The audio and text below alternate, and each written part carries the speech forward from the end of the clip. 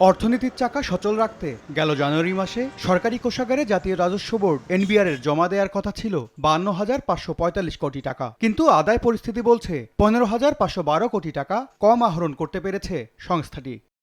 রাজস্ব আদায়ের চিত্র বলছে বছর ব্যবধানে জানুয়ারিতে কাস্টমসের আদায় কমেছে 1.31%। তবে এ সময়ে রাজস্ব আদায়ের সবচেয়ে বড় খাত ভ্যাট আদায় বেড়েছে 2.57%, আর আদায়ে সবচেয়ে বেশি প্রবৃদ্ধি 7.18% হয়েছে আয়করে।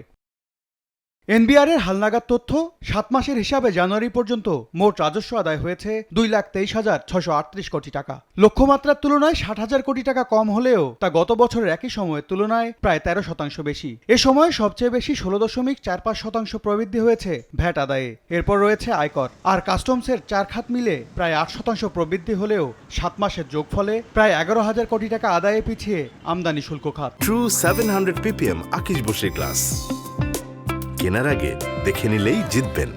এই বাজেটে যে লক্ষ্যমাত্রা প্রবৃদ্ধির লক্ষ্যমাত্রা ধরা হয়েছে 6.5%, সেই লক্ষ্যমাত্রা অর্জন করা সম্ভব হবে না। এনবিআর কে শক্তিশালীকরণ, এনবিআর কে গ্রাসরুট লেভেল পর্যন্ত পৌঁছানো, ট্যাক্স অথরিটিকে সংস্কার করা এবং ট্যাক্স নেট বাড়িয়ে যে 3.5 কোটি মানুষের কথা বলা হয় যে তারা ট্যাক্স নেটের মধ্যে আসা উচিত, তাদেরকে নিয়ে আসা। কিভাবে ভ্যাট কার্যক্রম অথবা আদায়করণ শক্তিশালী করা যায় তার উপরে জোর দিতে হবে, যাতে প্রকৃত ভ্যাট সরকারের তহবিলে যোগ হয়। লক্ষ্য পূরণে অর্থ বছরের বাকি 5 মাসে এনবিআরকে আদায় করতে হবে 3,31,000 কোটি টাকা। মাসের হিসাবে যা দাঁড়াবে 66,000 কোটি টাকার বেশি। এম এস আরিফিন, সময় সংবাদ, ঢাকা।